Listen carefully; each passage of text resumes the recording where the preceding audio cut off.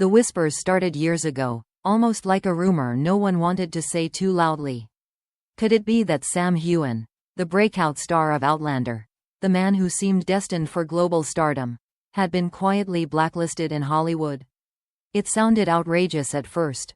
How could the same industry that celebrates talent, charisma, and star power possibly shut its doors on a man who had all three? And yet, as the years rolled by and opportunity after opportunity seemed to slip away, fans began to wonder if there was more to the story than bad luck or poor timing. Sam's rise was meteoric. Before Outlander, he was a hard-working theatre actor in the UK, grinding through small roles and auditions with little recognition. Then came Jamie Fraser, the Highland warrior whose love story with Claire Randall became one of television's most intoxicating romances. Practically overnight, Sam became a household name. He was adored not only for his performance but for the way he carried the role with such authenticity. The show catapulted him into global recognition. With legions of devoted fans, his career seemed poised to explode far beyond the Scottish Highlands. But that explosion never quite happened. While his Outlander co-star Katrina Balfe began landing roles in critically acclaimed films like Belfast and carving out a path in the film world, Sam's transition to Hollywood blockbusters stalled.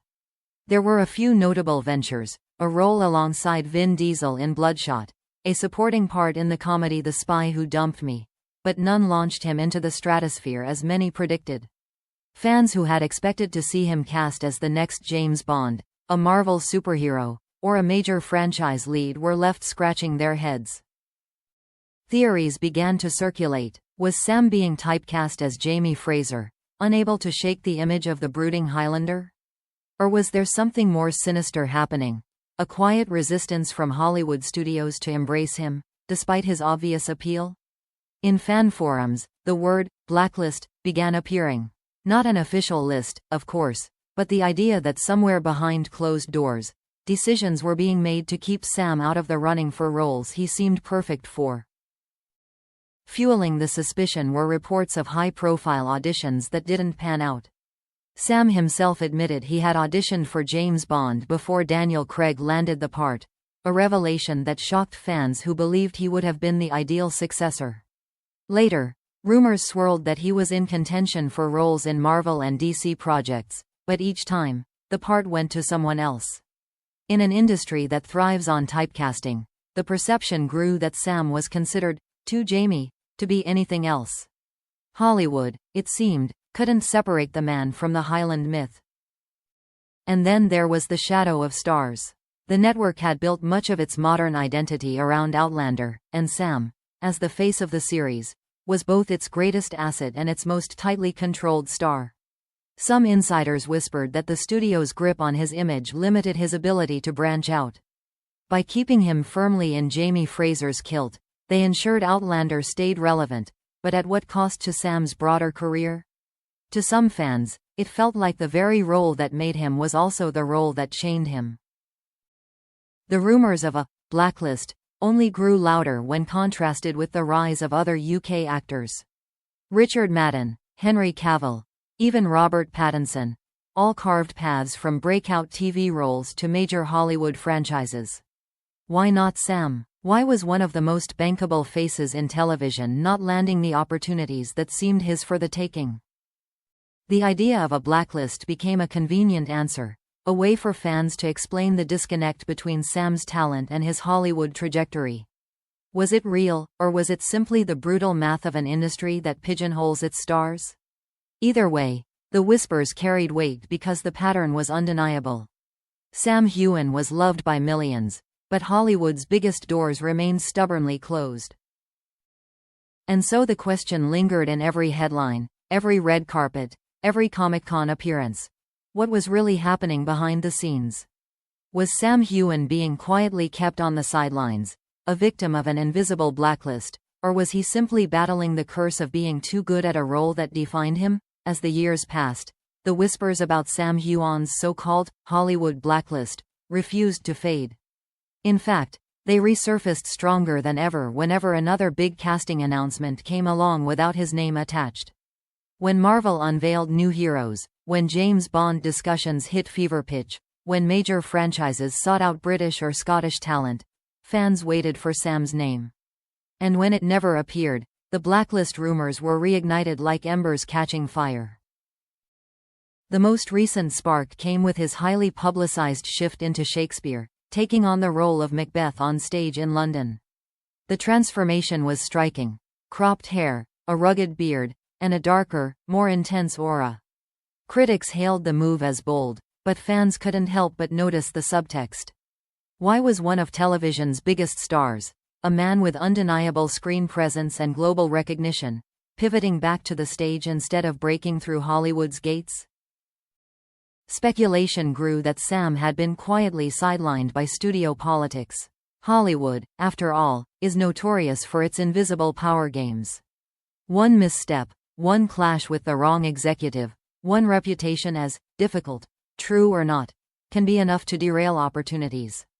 Sam's openness about being bullied and harassed online, his candid admission of how fame had taken its toll, and his refusal to play the PR games that other stars embrace all set him apart. To his fans, those qualities made him authentic. To Hollywood's machinery, some wondered, did they make him a liability? Theories piled up. Some argued that Sam's massive Outlander fanbase, overwhelmingly female and fiercely loyal, actually worked against him in casting rooms, where executives doubted his ability to transition into action blockbusters without carrying the baggage of being a romance hero. Others believed that Stars's iron grip on his image during the height of Outlander prevented him from fully networking in Hollywood's inner circles. The most extreme voices insisted outright, he had been quietly blacklisted. But was it truth or just the sting of disappointment? Industry insiders offered another perspective. Casting, they explained, is a brutal game of timing and branding. Henry Cavill, Richard Madden, and Robert Pattinson didn't just land franchises by talent alone. They caught lightning in a bottle, arriving at the perfect moment with the perfect look. Sam, in contrast, had been so fully absorbed into Jamie Fraser that, for many casting directors, he was too recognizable, too attached to a single role.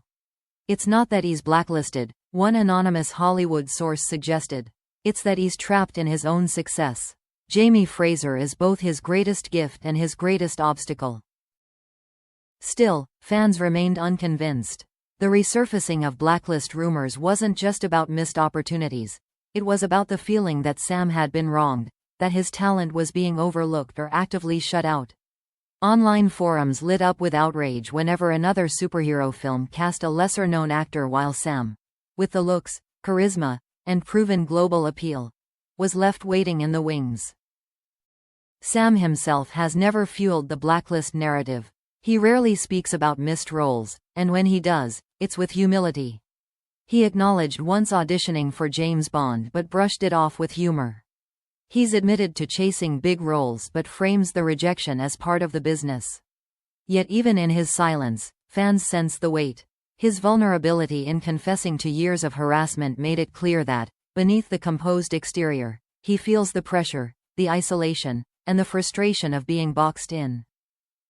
Now, with Outlander nearing its conclusion, the question becomes unavoidable. What's next? If the Blacklist rumors hold any truth, Sam faces an uphill battle to redefine himself in Hollywood's eyes. If they don't, he still must wrestle with the challenge of shaking off Jamie Fraser's long shadow. Either way, the stakes are enormous. One breakout role could rewrite the narrative forever. One more missed opportunity could cement it. For fans, the Blacklist is more than a rumor. It's a rallying cry. It's a way of saying Sam deserves more, that his talent has been proven, that his time is long overdue.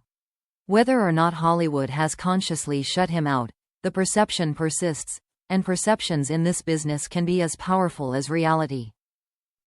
So is Sam Heughan really blacklisted? Or is he simply a victim of timing, branding, and the unforgiving machine of fame? The truth may never be clear, but one thing is certain. Sam Heughan's fight to claim his place in Hollywood is far from over. And if history has shown anything, it's that he thrives when the odds are against him.